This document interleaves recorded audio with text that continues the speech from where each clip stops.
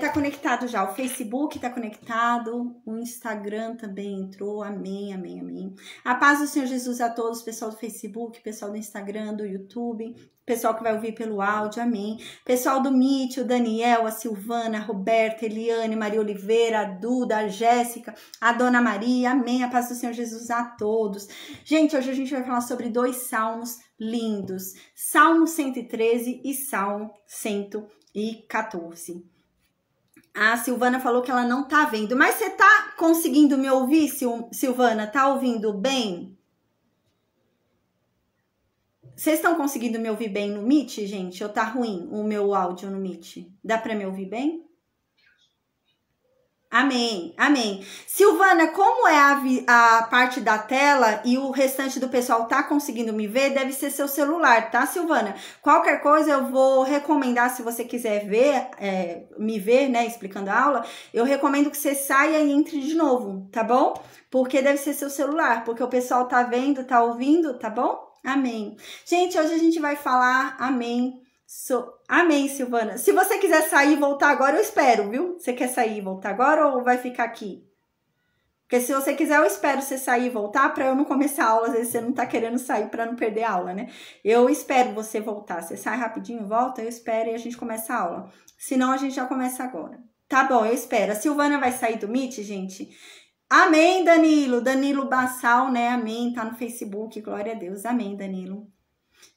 Amém. Maxwell também tá no Instagram. Amém. Gente, eu vou esperar só um minutinho para começar a aula de hoje, porque tem uma aluna que tava com um problema no Meet, ela saiu e vai entrar de novo para ela conseguir acompanhar a aula, tá bom? Ela já vai entrar, gente. Só um instante a gente começa. Os 2 salmos que a gente vai ver hoje são salmos muito lindos. Amém. A Silvana entrou. Glória a Deus. Ela tá online. Gente, a gente vai falar hoje sobre 2 salmos, Salmo 113 e Salmo 114. Que salmos lindos, gente.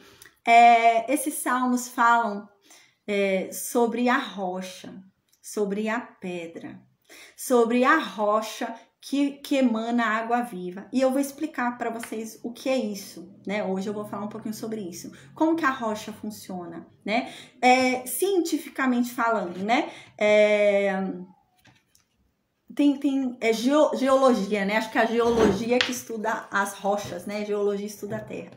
Como é que ela funciona, a rocha, né? A paz, Cida, que bom te ver aqui, amém. Eu vou explicar como é que a rocha funciona e por que tem essa questão incrível, né? De Deus fazer com que a rocha emane água viva, né? E eu vou explicar isso hoje.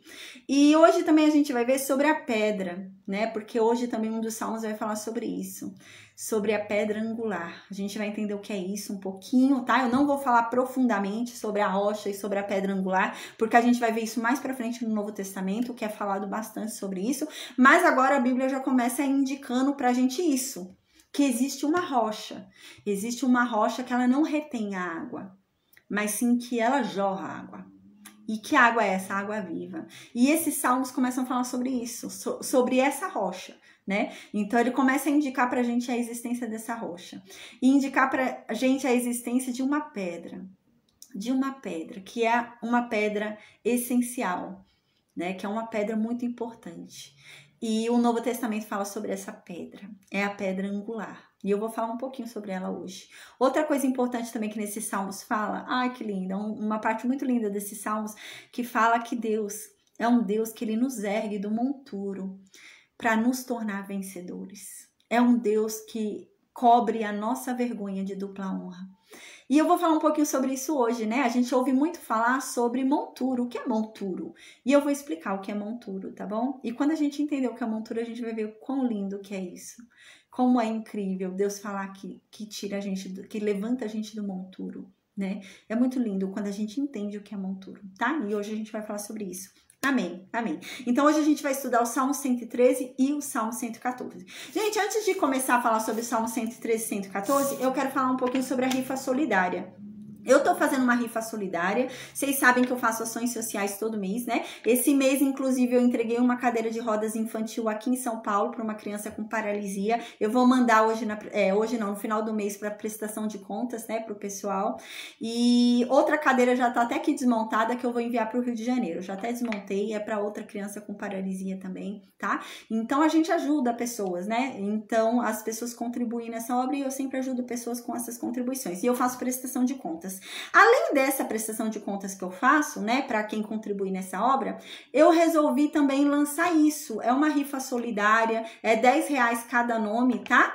E além disso, além de você estar ajudando pessoas, com R$10 você compra um nome aqui e ajuda pessoas, você ainda concorre a R$100. São 3 nomes aqui que são ganhadores e é R$100 para cada nome, tá? Então, 3 pessoas ou uma pessoa que tenha comprado os 3 nomes, né? Tem 3 nomes aqui que são os ganhadores que vão ganhar R$100 cada um, tá? Então, além de você ajudar pessoas, além de você tá contribuindo, ajudando essas pessoas, né, nessas ações sociais que a gente faz, você ainda vai estar concorrendo, né, a ganhar os R$100. São 3 nomes que tem que ganham R$100, tá bom? E, gente, para quem comprar os nomes nessa rifa, tá? Eu vou mandar no finalzinho, quando eu terminar de vender todos os nomes, terminar a rifa e falar os ganhadores, os 3 ganhadores de R$100, eu vou mandar para todos que compraram a rifa, eu vou mandar as ações que a gente fez com o dinheiro que sobrou, tá bom? Então, vocês vão saber quem foi que a gente ajudou com os R$700 que vai sobrar, tá bom? Amém. Então, gente, amém, glória a Deus, tá? Quem quiser saber da rifa é só me chamar,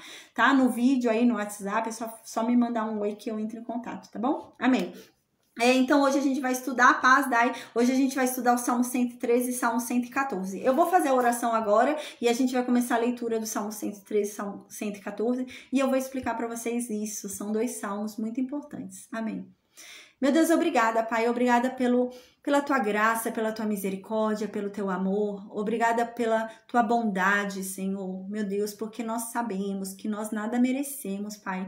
Não é pelo que nós somos, não é pelo que nós fazemos, não é por quão caridosos nós somos. Não há nada que nos justifique diante de ti, Pai.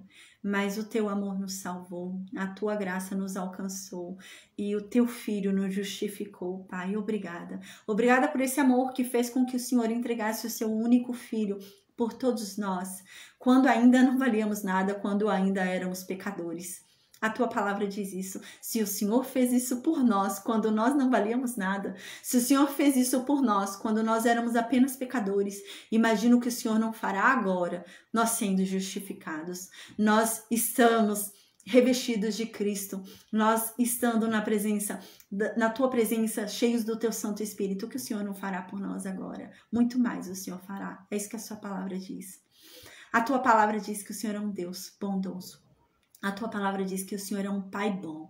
O Senhor não é um pai ruim. A tua palavra diz que o Senhor é um pai maravilhoso. A tua palavra diz que o Senhor é um pai que tem compaixão dos que o temem. O Senhor é um pai que tem compaixão dos filhos. A tua palavra diz que tudo aquilo que pedirmos a ti, nós receberemos. A tua palavra diz que se pedirmos de acordo com a tua vontade, nos será dado. A tua palavra diz que tudo aquilo que pedimos em nome de Jesus Cristo nos será dado, para que em nome do Filho o Pai seja glorificado. Amém, Deus, amém. Senhor, que o Senhor, Pai, nos perdoe pelos nossos pecados, nos perdoe pelas nossas falhas, nos perdoe pelas nossas fraquezas.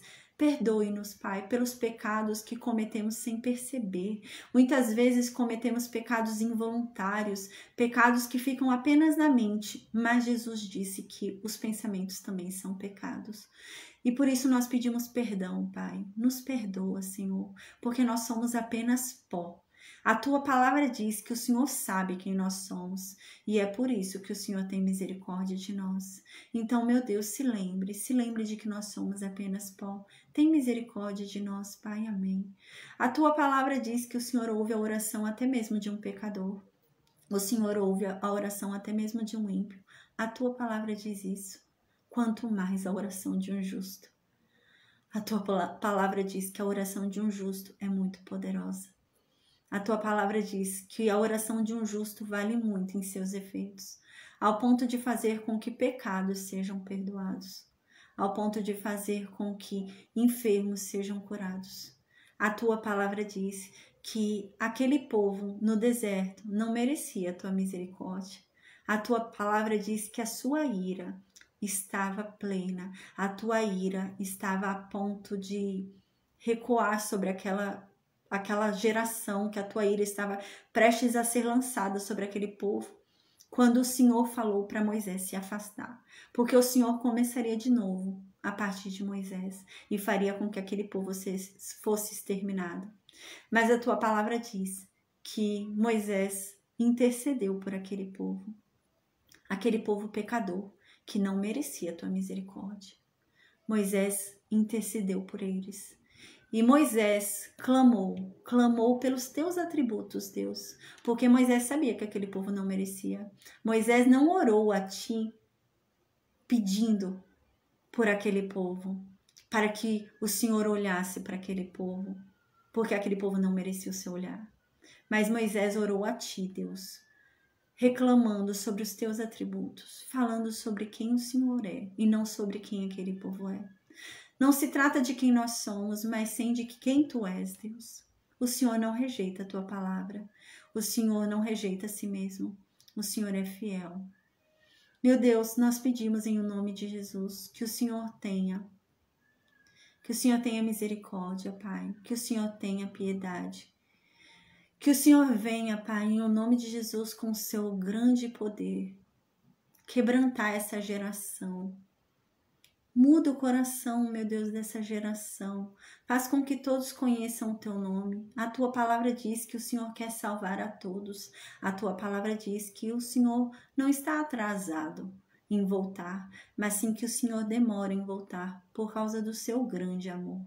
A tua palavra diz que o Senhor está tardando em voltar, não porque o Senhor se esqueceu da tua promessa, mas sim porque o Senhor quer salvar o maior número de pessoas. E é por isso que nós pedimos, Pai, quebranta o coração dessa geração. Traz um avivamento, Pai, em nome de Jesus. Que o teu nome seja glorificado. Que esse povo, meu Deus, se converta a ti, reconheçam o teu poder, a tua glória.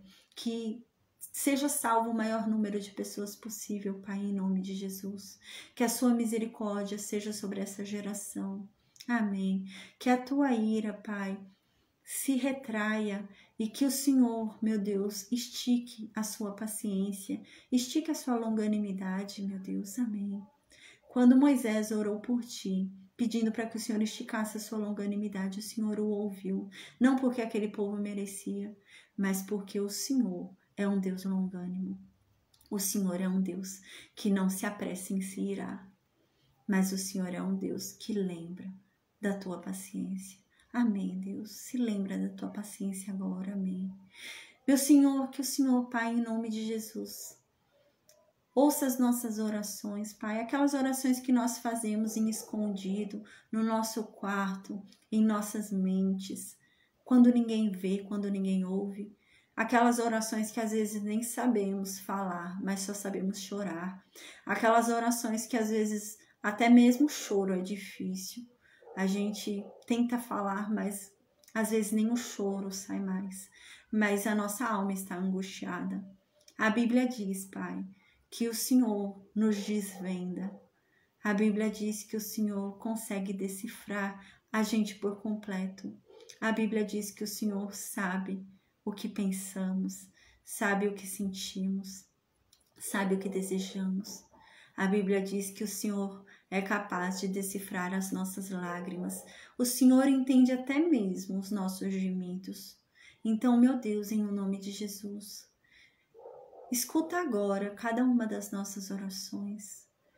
Por favor, atende cada oração que nós fizemos, Pai, humilhados diante da Tua presença, ali no escondido. A Tua palavra diz que o Senhor, Pai, tem prazer em quem te busca no escondido. A pessoa te busca no escondido, mas o Senhor entrega a ela em público a oração. E que assim seja, Pai. Que o Senhor ouça agora cada oração que nós fizemos no nosso escondido. Que o Senhor nos atenda, Pai, em nome de Jesus. Meu Senhor, transforma o que hoje é nossa vergonha em dupla honra. porque a tua palavra diz isso. A tua palavra diz que o Senhor transforma o que é vergonha em dupla honra. A tua palavra diz que o Senhor transforma o choro em alegria. A tua palavra diz que o Senhor transforma a tristeza em felicidade. A sua palavra diz que o Senhor transforma o luto em vida. Meu Deus, a tua palavra diz que aqueles que confiam em ti jamais serão envergonhados. Nós confiamos em ti, Deus. Não deixe que nós sejamos envergonhados. Não deixe que nós sejamos confundidos. Não deixe que nós sejamos frustrados, porque nós depositamos a nossa confiança em ti. E nós sabemos que o Senhor jamais frustra ninguém. O Senhor jamais envergonha ninguém, porque o Senhor é um Deus que cumpre. O Senhor é um Deus que cumpre tudo aquilo a que se propõe. O Senhor é um Deus que não rejeita um pedido de socorro. O Senhor vai lá e ajuda. O Senhor é um Deus de paz, mas o Senhor também é o Deus dos exércitos. O Senhor é o Senhor dos exércitos e das guerras. Então saia à nossa frente em cada batalha, Pai. Quebra cada inimigo que aparecer diante de nós. Derruba cada obstáculo, destrói, meu Deus, em nome de Jesus, cada coisa que se levantar contra nós. Guia os nossos passos, meu Deus, pelos teus caminhos. Porque, meu Deus, nós confiamos em ti. Nós queremos andar de braços dados contigo. Não importa o caminho ao qual o Senhor queira nos conduzir, porque a tua palavra diz que o Senhor pode nos conduzir num caminho de vale da sombra da morte. A tua palavra diz que o caminho nem sempre é bom, mas se o Senhor estiver conosco, nós nada temeremos. Oh, meu Deus, nos ensina a descansar debaixo das suas asas, nos ensina a confiar em ti, nos ensina a descansar na tua presença. Renova as nossas forças, Pai. Meu Deus, a tua palavra diz que a única forma de aumentar a nossa fé é lendo a tua palavra. Quando os apóstolos falaram para Jesus que eles queriam aumentar a fé deles, Jesus não disse que ela era aumentada pela oração. Não há uma outra forma de aumentar a fé. A tua palavra diz que a fé vem pelo ouvir, e pelo ouvir da palavra de Deus. E, meu Deus, nós estamos aqui ouvindo a tua palavra. Nós estamos aqui dia após dia ouvindo a tua palavra, ouvindo a tua voz. Nós estamos fazendo a nossa parte, Deus, porque a tua palavra diz que a fé vem pelo ouvir. Então, meu Deus, aumenta a nossa fé, porque nós estamos ouvindo a tua palavra. Nós estamos ouvindo a tua voz. Nos derrama discernimento, nos dê sabedoria. Quebranta os nossos corações e nos faça compreender a tua verdade, Pai, de uma forma simples, de uma forma clara e de uma forma inconfundível. Não nos faça ser enganados por falsos doutrinadores, por falsas doutrinas, por falsos mestres, falsos profetas e falsos pregadores, Pai. A tua palavra diz que um povo pereceu por falta de conhecimento. Mas nós não queremos perecer. Nós estamos aqui para te conhecer, para conhecer a tua verdade, para conhecer a tua palavra. Mas nós precisamos da tua ajuda, do teu Santo Espírito revelador. Torna a sua palavra simples aos nossos ouvidos, aos nossos corações, à nossa mente. Fale conosco, Pai, de uma forma clara. Em o nome de Jesus, Senhor, amém. Meu Deus, que aqui não seja o meu falar, mas que o Senhor me use. Que cada palavra que sair da minha boca seja guiada pelo teu Santo Espírito. Que o Senhor me use de uma forma ousada. Que o Senhor me use, Pai, e derrame sobre mim intrepidez. Que eu fale com ousadia da tua palavra. E que da minha boca saiam palavras gostosas. Que o Senhor as tempere com sal, para que elas tenham um bom gosto. Que todo aquele que as ouvir, Pai, que sinta um bom gosto que ela tem. Que eles queiram buscar cada vez mais dessa palavra, ouvir cada vez mais a sua voz. Que venham a te buscar cada vez mais, para ter cada vez mais aumentada a sua fé. Amém. Que eles se esforcem, porque a tua palavra diz para que o Senhor nos dê forças. Primeiro nós precisamos nos esforçar. Então que nós, meu Deus, nos esforcemos Assim como Davi um dia pediu, Senhor, nos dê um coração conforme o teu. Nos muda, Pai, nos transforma, porque nós temos muito ainda que melhorar. Nos ajuda, nós queremos ser melhores, nós precisamos ser melhores, Pai, nos ajuda. Que o Senhor venha transformar as nossas mentes, os nossos corações, que venhamos a ter uma mudança verdadeira, não só de mente, não só de fala, não só de coração, mas também de atitude. Que venhamos a ser pessoas diferentes nessa terra, que venhamos a ser luz em meio às trevas. Que ao olhar para cada um de nós, todos possam ver a tua glória, assim como foi com Moisés. Quando olhavam para Moisés, o rosto dele resplandecia. E todos sabiam que o Senhor havia falado com ele. Todos sabiam que o Senhor havia estado com ele. Todos sabiam que ele havia entrado na tua presença. E que assim seja na vida de cada um de nós. Que ao olharem para cada um de nós, todos vejam que nós estamos na tua presença. Que o Senhor é conosco. Que, meu Deus, o seu nome seja glorificado através dos nossos testemunhos, das nossas vidas. Para honra e glória do teu nome, Pai, que a nossa vida seja usada para aumentar o teu reino, para trazer mais pessoas, meu Deus, para a tua verdade, Pai, libertadora.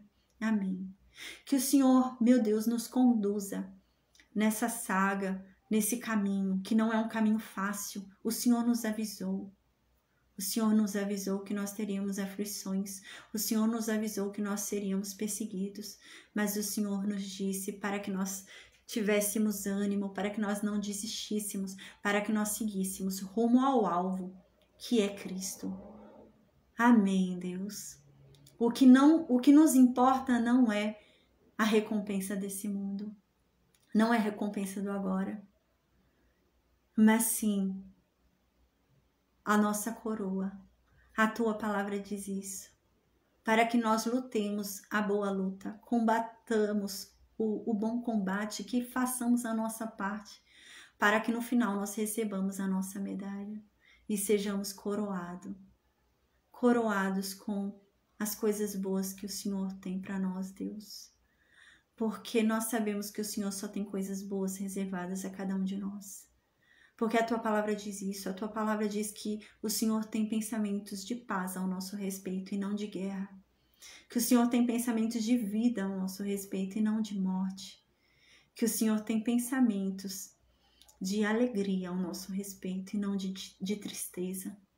A tua palavra diz que tudo que o Senhor faz é bom, que tudo que o Senhor pensa é bom. A tua palavra diz isso e é nisso que nós cremos, Pai. Amém. A tua palavra diz que os seus planos não podem ser frustrados. Amém, Deus. E é nisso que nós acreditamos e é nisso que nós confiamos. Cumpra em cada um de nós os seus planos, Pai, em nome de Jesus.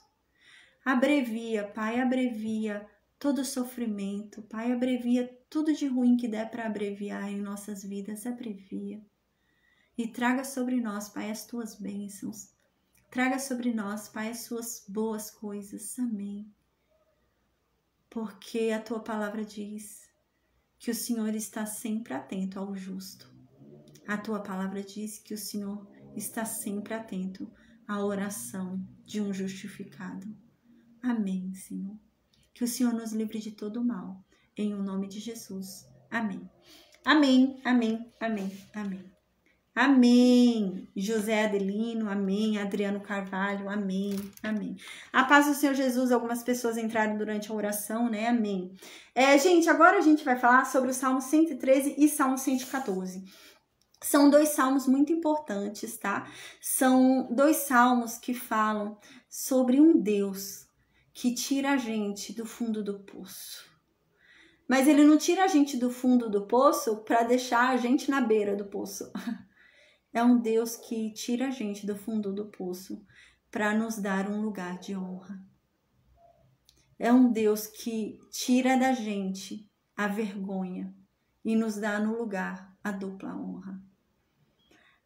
São salmos também que falam sobre um Deus que faz da rocha brotar água viva. que faz de uma pedra um manancial. E aqui, esses salmos, eles estavam já falando sobre Jesus. Na Bíblia, né, ao longo do tempo, conforme a gente vai estudando, a Bíblia vem evoluindo para nos fazer entender que essa rocha é Cristo. Cristo é a rocha. E essa pedra é Cristo. Para alguns será a pedra de tropeço. Para outros será a pedra angular. E é sobre isso. Amém. A gente vai falar sobre isso hoje. São 2 salmos muito importantes. No versículo 1 do Salmo 113, Davi diz assim: Aleluia, louvai, servos do Senhor, louvai o nome de Deus. Versículo 2: Bendito seja o nome de Deus, agora e para todos sempre. Versículo 3: Do nascer do sol até o pôr do sol, que o nome dele seja louvado o dia inteiro, todo dia. Versículo 4: Grandioso é Deus, e ele está acima de todas as nações. Até a nação que se julga mais poderosa, mais incrível, Deus está acima de todas as nações. Deus é mais poderoso do que todas as nações. E a sua glória, a glória de Deus, está acima dos céus. A glória de Deus é enorme, grandiosa. Da terra para o céu a distância é grande, né? Mas a glória de Deus está acima dos céus. É um Deus glorioso. Versículo 5: E quem há que seja igual ao nosso Deus? Quem no mundo existe igual a Ele? Nem nos céus, nem na terra, nem no mundo. Quem é igual a Deus? Quem é igual a Ele, que tem o trono dele nas alturas? Está sentado acima dos céus. Eu falei sobre isso na última aula, né? Sobre Paulo, que fala sobre o terceiro céu. Eu falei um pouquinho sobre isso na última aula. Quem é igual a Ele? Que está sentado acima do universo. E Ele está lá, assentado acima do universo. E Ele não está indiferente. Ele podia estar. Ele podia estar sentado acima do universo, sem ninguém ver Ele lá, Ele tranquilo no trono dele. Ele podia estar, tô nem aí, tô no meu trono, ninguém me tira daqui, né? Mas no versículo 6, Davi diz algo lindo. Ele está lá no trono dele, acima dos céus, onde ninguém vê. Mas Ele se preocupa com a gente. No versículo 6, Davi diz isso. Lá do trono dele, Ele se inclina para ver o que se passa no céu e também para ver o que se passa na terra. Ele se preocupa com a gente. A paz, Almir, amém. Ele se preocupa com a gente. Ele podia não se preocupar. Ele está num lugar tão alto, tão acima no terceiro céu. Mas quem há que seja igual a Ele? Tão grandioso, tão poderoso, está sentado no trono do terceiro céu e mesmo assim Ele se importa com a gente. Quem há que seja assim? Às vezes a gente vê, né, a pessoa tem um cargo um pouquinho melhor aqui nesse mundo, nessa terra, né? A pessoa recebe um cargo um pouquinho melhor, já não se importa com o oprimido. A pessoa ganha bem, já tá ali no estágio da vida melhor. Passa alguém na casa dele pedindo um almoço, uma comida. E ele tá almoçando. Ele fala, vem me perturbar essa hora, não tá vendo que eu tô comendo, eu tô almoçando. A pessoa cresce um pouquinho e já não se importa mais com os oprimidos, com quem necessita de ajuda. Porque a pessoa cresceu um pouquinho. Às vezes a pessoa ganha um título, ganha um cargo, né? Já não importa, já não ajuda mais, não importa mais o outro. Mas Deus não. E quem é como Deus, tão grandioso e mesmo assim ainda se preocupa, se importa com nós, que somos só pó. O homem ganha um cargo, ganha um título, ganha um salário melhor e não se preocupa com o outro que é semelhante a ele. Não é alguém inferior, é alguém igual a ele, é pó como ele. Ele não se importa. É alguém que está vivendo algo que ele também pode viver, porque ele também está sujeito. E o homem não tem compaixão. O homem não se importa. Mas Deus, lá dos céus, sentado no seu trono, ele se importa conosco, que não somos semelhantes. Nós somos feitos à imagem e semelhança dele, mas nós não somos, gente. Nós somos inferiores a Deus. Nós não somos. Existem pessoas que falam, agora eu sou Deus também, né? Não, nós somos inferiores. Nós somos inferiores.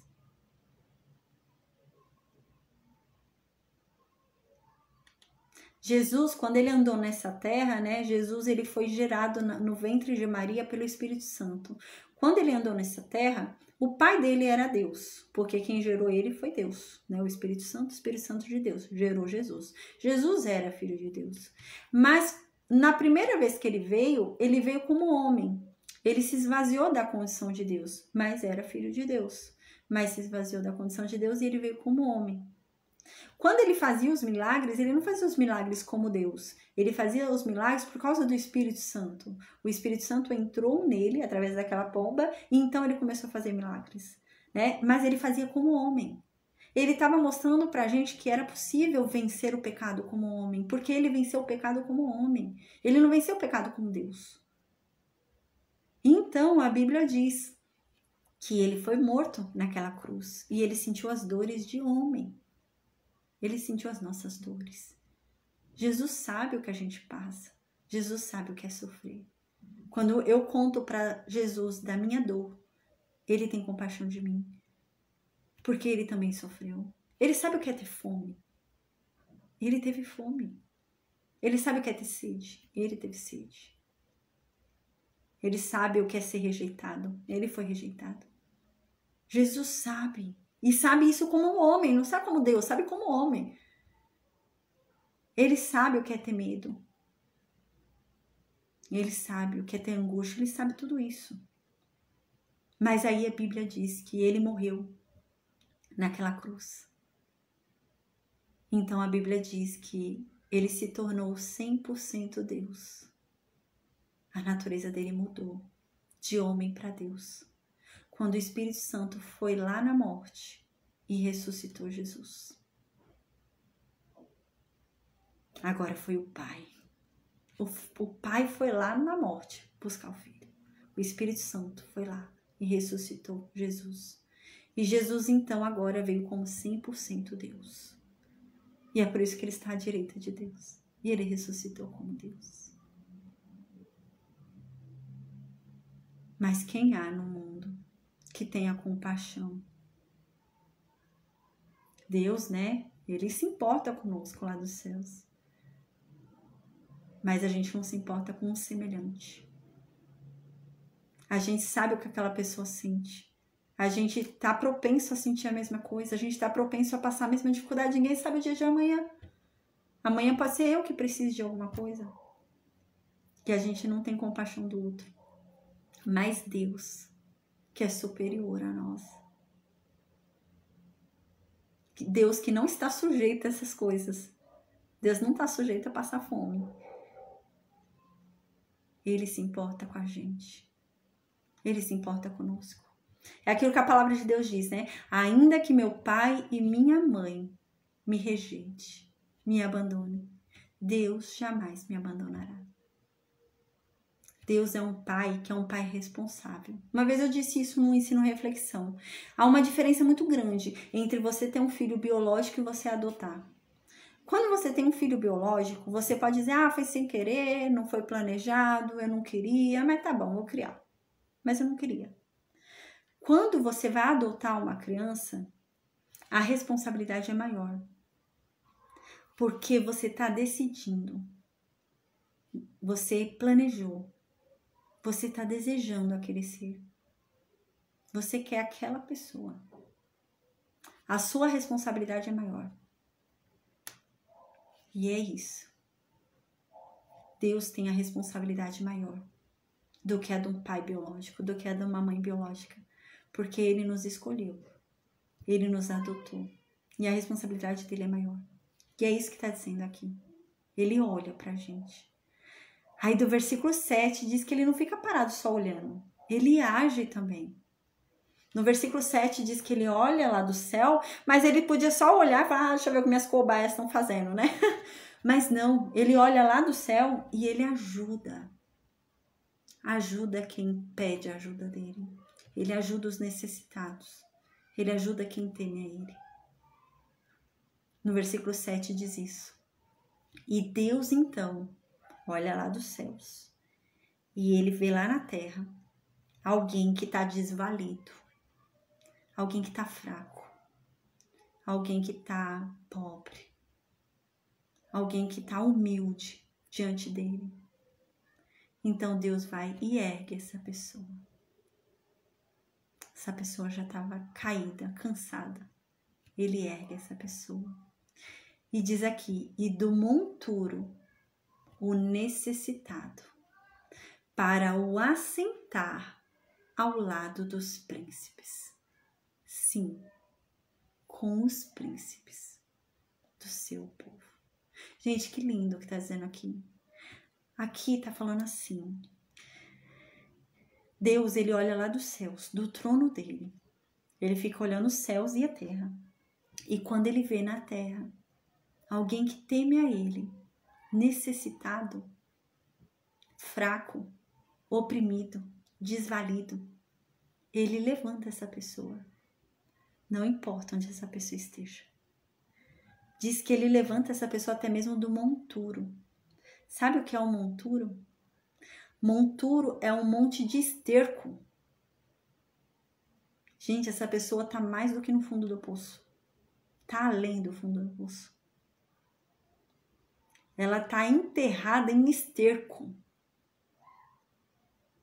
Mas se essa pessoa temer a Deus, clamar a Ele, Deus tira essa pessoa de lá, gente. Do meio do esterco. Uau, que lindo, né? Deus tira ela de lá. Deus ajuda o necessitado. E Ele faz essa pessoa que estava no meio do esterco, essa pessoa que estava humilhada, que estava no fundo do poço, essa pessoa para quem ninguém dava nada, essa pessoa que já estava... Deus faz o quê? Deus faz essa pessoa se sentar do lado dos príncipes. Que lindo. A pessoa é tirada do esterco e é colocado, assentado do lado dos príncipes. Que príncipes? Qualquer príncipe? Não. Os príncipes do povo de Deus. O que aqui está falando? Aqui está falando sobre dupla honra. Deus tira você da sua vergonha e te dá dupla honra. Deus troca a sua roupa de luto por uma veste de festa. Deus muda a sua lágrima por um riso. Deus faz isso, uau!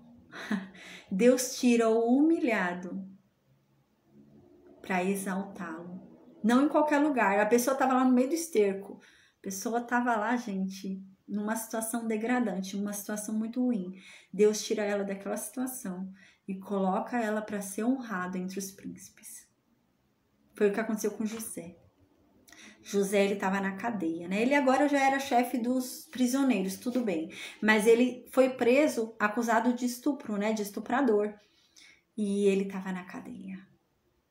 Ele trabalhava ali. Deus tirou ele de lá, daquele lugar, onde várias vezes ele dormiu, em meio ao lugar onde ele fazia necessidades, que ele comia, dormia com rato. Deus tirou ele de lá para exaltar ele. Ele andou de carruagem pelo Egito, na segunda carruagem mais importante do reino. E é isso que Deus faz. É isso que está dizendo aqui.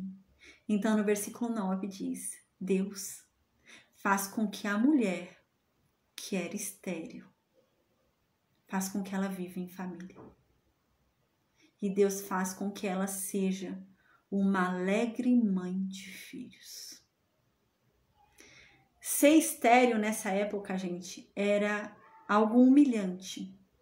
Era uma situação muito humilhante. A mulher era rejeitada quando não tinha filhos. A gente vê o caso de Ana, né? A mulher, quando não tinha filhos nessa época, o homem, ele tinha o direito de rejeitá-la se ele quisesse. Ele podia devolver ela para o pai dela, se ele quisesse. Porque ela não podia dar filhos. Ou então ele podia, já que ela não podia dar filhos, ele podia ter outras esposas. Foi o que aconteceu com Penina. Ana não podia dar filhos.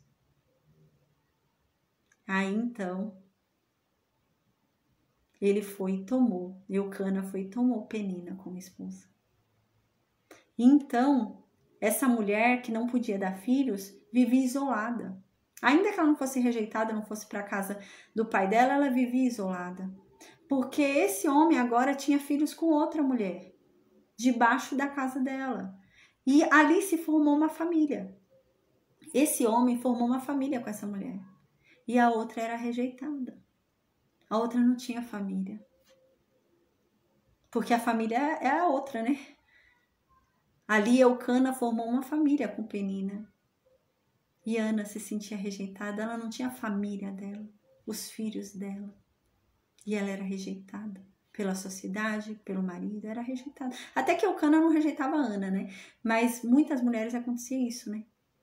Mas Deus faz com que essa mulher, que era estéril, se ela temer a Ele, se ela confiar nele, Deus faz com que ela viva em família. Uau, ela vai ter a família dela. Mulher que era estéril.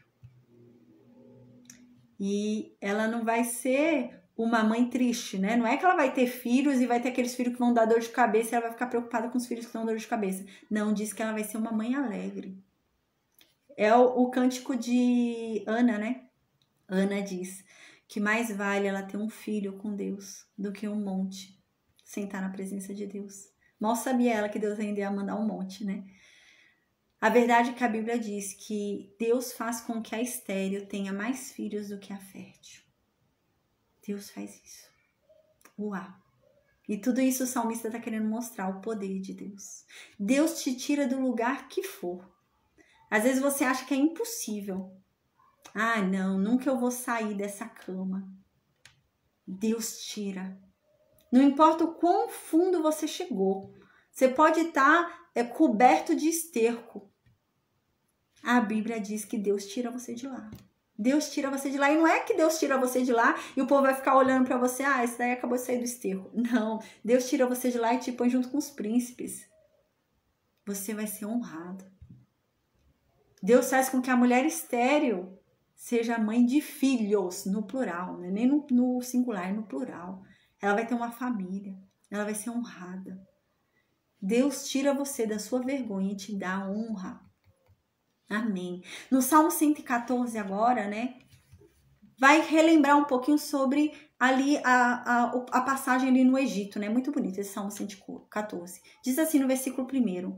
Quando saiu Israel do Egito e a casa de Jacó do meio de um povo de língua estranha. Gente, a gente lembra que realmente lá no Egito se falava outra língua. A gente lembra disso, tá? Eles não falavam a língua do povo de Abraão. Era outra língua no Egito. Tanto é que a gente lembra que José, quando encontrou os irmãos, ele tinha um intérprete. Porque é lógico que ele sabia falar a língua dos irmãos, né? Mas ele estava se fazendo ali, que não era José, né? Ele estava ali se fazendo de governador, né? Se escondendo dos irmãos. Então ele falava em outra língua. E havia um intérprete. Havia alguém que ficava traduzindo o que José falava. Por quê? Porque no Egito se falava outra língua, né? A gente estudou isso quando falou de José, coitado, né? Quando José foi vendido, além dele ser vendido como escravo, ser vendido para outra nação, ainda se falava outra língua. Ele precisou aprender ainda outra língua, tudo. Não foi fácil para José, não, né? Então aqui diz, quando Israel saiu do Egito, né? Quando a casa de Jacó saiu de um povo que falava uma língua estrangeira, não era a língua deles. No versículo 2 diz, Judá se tornou o seu santuário e Israel o seu domínio. Então Deus escolheu Judá. Deus escolheu que de Judá viria o Messias. E Israel, Deus escolheu como seu povo. E é isso que aconteceu, né? Jesus vem de Judá. Versículo 3 diz: o mar viu isso e fugiu. O Jordão tornou atrás. O que ele está fazendo aqui, o salmista agora? Está lembrando da abertura do mar. Lembra que o mar vermelho se abriu, né? O mar vermelho se abriu, passou o povo de Israel, depois passou o povo do Egito e o mar fechou e morreram lá o povo do Egito. Então, tá lembrando sobre isso. E a mesma coisa sobre o Rio Jordão. Lembra que no Rio Jordão também, né? Josué estava passando ali com o povo no Rio Jordão e o Rio Jordão parou. É um rio, tava uma correnteza descendo, né? Era o Mar da Galileia, descia até o Mar Morto, né? E aqui o Mar da Galileia vem o Rio Jordão e aqui é o Mar Morto. Então a água vinha vindo até o Mar Morto. E Deus interrompeu o curso do rio. A água parou. A gente lembra que eu até expliquei, né? Que ficou uma montanha de um lado e do outro lado ficou pequeno. Porque é diferente a passagem do Rio Jordão para o Mar Vermelho. É diferente. São dois aspectos diferentes, né? O rio era uma descida. E aqui, Davi tá lembrando isso. Davi tá falando, nossa, quando o mar viu que Deus escolheu Israel, quando o mar viu que Deus era com aquele povo, até o mar fugiu. É uma poesia, né? Então, quando o mar viu que Deus andava com aquele povo, que Deus era com aquele povo, o mar fugiu, abriu espaço ali para o povo passar. E o Jordão também, ele voltou atrás, né? Então o Jordão ele ficou parado, a gente lembra, né? Ficou parado aqui ficava uma parede, né? E aqui ficou sem correr, né? E o povo andando no meio do Jordão. E é isso que Davi está dizendo. Quando o mar soube disso, quando o Jordão soube disso, eles se abriram para aquele povo passar, porque Deus era com aquele povo, Deus é com aquele povo. Então no versículo 4, Davi continua. Os montes, quando souberam disso, eles saltaram como carneiros e as colinas como cordeiros do rebanho. A gente lembra, né, que a gente já viu bastante sobre isso, sobre terremoto, né? A gente viu em algumas guerras, em Josué a gente viu isso, né? Tiveram algumas guerras onde Deus guerreava para o povo. A gente lembra que tiveram guerras onde Deus lançava raios na cabeça dos inimigos, né? Muitas guerras onde Deus matou muito mais do que o povo de Israel, né? O povo de Israel matou menos a espada e Deus matou mais. E Deus também lançava terremotos, né? A gente lembra, quando Deus mostrava que estava com aquele povo, até a terra tremia, né? Então os inimigos perdiam, viam um terremoto, os inimigos perdiam. Até as montanhas, né? A gente lembra quando Deus parou ali no Monte Sinai, a montanha tremeu, o Monte Sinai ali tremeu, né? E aí está falando, nossa, quando Deus vem, quando Deus está presente com seu povo, até os montes tremem. Eles ficam saltando igual carneiro, pula mesmo o monte, né? Eles ficam como cordeiros do rebanho. Versículo 5, Davi diz: o que tem, mar? Por que você está fugindo? E você, Jordão? Por que você está recuando? Né? E foi isso que aconteceu, né? Porque ele estava aqui, ele recuou e ficou parado. Assim, imagina a montanha subindo do Rio Jordão, né? E ele recuando. Uau! Fez mudar o fluxo, né? Uau, né? Isso que está dizendo aqui, que Deus fez mudar o fluxo, né? Porque o rio vai descendo. Do jeito que está falando para ele voltar atrás, então o fluxo deve ter ido para cima do rio. Uau! Versículo 6, então, Davi diz: montes, por que vocês estão pulando igual carneiros? E vocês, colinas, por que vocês estão como cordeiros do rebanho? Versículo 7, ó terra, trema. Trema mesmo, terra, na presença de Deus. Trema mesmo na presença do Deus de Israel. Versículo 8, Davi diz: porque esse Deus, ele converteu rocha em lagoas de água. Aqui ele está querendo dizer, Deus converteu rocha em piscina. E ele fez a pedra se tornar em manancial, né? Tornou pedra em fonte. Aqui Davi tá lembrando sobre aqueles momentos, né? Onde o povo tinha sede, então Deus falou para Moisés ir lá e bater na rocha, na primeira vez, né? Bater na rocha. E da rocha saiu água. A gente lembra que aquela primeira rocha que saiu água era perto do Monte Sinai, né? E a gente lembra que realmente, gente, daquela rocha que saiu água se criou uma piscina, se criou um rio ali.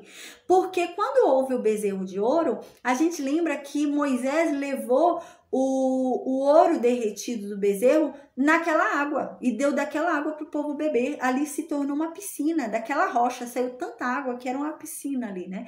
É isso que ele está querendo dizer, né? Desse contexto. E a pedra ele tornou em fontes, né? Em manancial, né? Em fontes de água, né?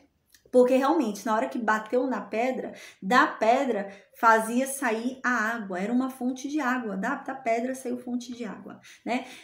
Tudo isso, é claro, tá falando sobre Jesus, né? A gente lembra que Jesus diz no Novo Testamento, Jesus fala, a Bíblia inteira fala acerca de mim. Tudo que tá na Bíblia tá falando sobre mim. E isso também tá falando, isso apontava para Cristo, a gente lembra, né? Por isso que Moisés foi castigado por Deus ali, por ter batido na rocha a segunda vez, né? Porque Jesus só tem que ser ferido uma vez, ele só foi ferido uma vez, não precisa ser ferido de novo, né? Então só foi ferido uma vez, para que jorrasse água, né? E é isso que está acontecendo, tudo isso simbolizava a Jesus, né? E no Novo Testamento é dito isso, né? A verdadeira rocha que sempre acompanhou Israel, da qual o povo de Israel bebia da fonte, era Jesus. A gente lembra que eu falei para vocês que Jesus era a coluna de fogo e era a coluna de nuvem, né? Então Jesus sempre teve com aquele povo. Sempre. E no Novo Testamento é dito isso, né? Que a rocha da qual aquele povo bebia água era Jesus. A rocha da qual aquele povo matava a sede era Jesus. Sempre foi Jesus. E a pedra, né? Que se tornou em uma fonte de água, né? A pedra que se tornou em fonte de água era Jesus. Porque a verdade é que Moisés bateu numa pedra, numa rocha, e aquela coisa se tornou fonte. É como se ali fosse uma fonte de água, gente, um manancial cheio de água. Imagina, começou a jorrar água dali, né? Na hora que ele bateu. Então a pedra se tornou em uma fonte de água, né? E ali da rocha Deus fez tornar uma piscina. Da rocha veio tanta água que se tornou uma piscina. E realmente isso aconteceu na história de Israel, eu acabei de explicar. Mas isso tudo aponta para Jesus, né? No Novo Testamento diz que a verdadeira rocha é Jesus. Uma rocha, né? Eu andei estudando e a rocha, ela é úmida. A rocha, ela contém umidade nela. Pelo que eu estudei, por exemplo, quando chove, a rocha retém a água nela. Tanto é que nesse estudo que eu estava vendo, existem lugares que tem bastante árvores e, por exemplo, não chovia nesse lugar. E eles estavam estudando, mas como que as árvores não morreram se não estava chovendo há muito tempo? E então, pelo estudo, eles entenderam que, na verdade, a rocha, ela retinha a água que caía da chuva. E pelas raízes, pelo solo, ela mandava a água para as árvores. Eles viram isso pelo estudo. Então, a rocha, ela retém água. Só que ela não tem a capacidade de jogar água. Ela só retém, né? E tudo isso simbolizava quem? Jesus. Jesus, ele é uma rocha. Ele tinha água nele, né? Ele tinha a água da vida dentro dele. Mas o que foi preciso para sair água da rocha quando Moisés foi a primeira vez falar com Deus? Era preciso bater na rocha. Quando bateu na rocha é que a água saiu. Se não batesse na rocha, né, a água não sairia. A água ia ficar parada dentro da rocha. E tudo isso representava quem? Jesus. Porque Jesus é a rocha. Ele tinha água dentro dele. A água, a fonte da vida, estava dentro dele. Mas a gente precisava beber dessa água. E como que a gente ia beber se ele estava guardando dentro dele? Era ferindo. Como Moisés fez na primeira vez que ele bate ali na rocha. E foi a morte de Jesus, né? Foi esse ferimento que teve, que nós então tivemos acesso a essa água, né? Foi através da morte ali na cruz. E então aqui diz que através disso, desse ferimento, né? Disso que houve, Deus converteu a rocha, que antes ficava segurando a água nela, converteu em uma piscina. O que quer dizer aqui? Que você sempre vai ver água ali, nunca vai faltar água ali, sempre tem água ali, né? Você vai beber daquela água e sempre vai estar ali, né? Não vai acabar. É o que Jesus fala. Quem beber da água dele nunca mais sentirá sede. E é nesse sentido mesmo que está falando aqui. Então aqui diz, e a pedra em fontes, né? Então, uma pedra, né, a rocha, tô falando sobre essa rocha, fala em dois aspectos aqui, que essa rocha se tornou em piscina. Então, essa rocha que retia a fonte nela, agora jorra a fonte, né? Então, ela tem fonte ali para muitos, não é só para... É o que a palavra de Deus diz. Jesus, gente, o sangue dele compra todos, se todos se converterem. Não tem limite de pessoas. É piscina mesmo, entra quantos quiserem entrar, né? Então, aqui diz sobre a pedra também, a pedra que foi convertida em uma fonte, né? Uma fonte manancial. E isso representa o quê? Aquela rocha também, né? Pedra, rocha, é aquela que Moisés bateu. E quando Moisés bateu, dela começou a jorrar água, como se ela fosse uma fonte. Como se realmente fosse uma fonte de água ali dentro daquela rocha e jorrava a água dela, né? E é isso, é no mesmo sentido de Jesus. Jesus é a pedra angular, né? A Bíblia diz isso, Jesus é a pedra angular, né? E essa pedra será pedra de tropeço para alguns e para outros não. O que é pedra angular? Significa a pedra mais importante, a pedra essencial. É a pedra mais importante que existe, é a pedra essencial, é a pedra do fundamento. Sem aquela pedra, você cai, né? Você vai construir uma casa e precisa ter uma base. Se não tiver aquela base, a casa vai cair. E é isso, Jesus é essa base, é essa pedra angular, é a pedra principal. Mas para alguns, ele é a pedra angular, é a pedra principal, onde Deus fez jorrar uma fonte, onde Deus fez dela ter uma fonte. Mas para alguns ela será uma pedra de tropeço. Por quê? Porque alguns não crerão. E por não crerem nessa pedra, essa pedra se tornará para esses um tropeço. Porque eles serão condenados por causa disso. Porque eles não creram nessa pedra. Para alguns essa pedra é uma pedra angular, né? A pedra essencial, a pedra que é a pedra da fonte, né? Onde você vai buscar água. Mas para outros será a pedra de tropeço, onde eles não vão buscar água. E por não buscarem, eles vão tropeçar nessa pedra, que eles não quiseram buscar água nela. E eles vão morrer por causa disso, eles serão condenados, né?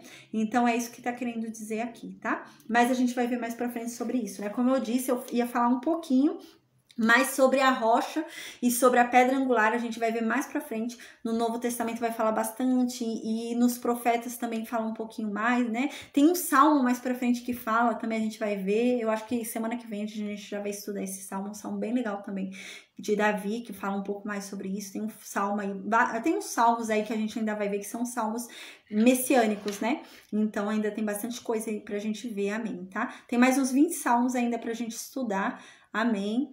E terminando esses 20 salmos, a gente volta para a história e começa a estudar a história ali, a morte de Davi e começa a estudar a história de Salomão, tá bom? Então, amém, gente, que Deus abençoe a todos, amém. Amanhã a gente vai ter aula, amanhã a gente vai ver só o Salmo 115, que é um salmo longuinho, então vai ser só o Salmo 115 amanhã, tá bom?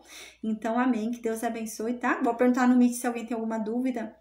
Enquanto isso, eu vou se conectar ao Facebook, Instagram e YouTube, tá bom? Deus abençoe a todos, uma boa noite e até amanhã com a graça de Deus, tá bom? Um beijo, amém.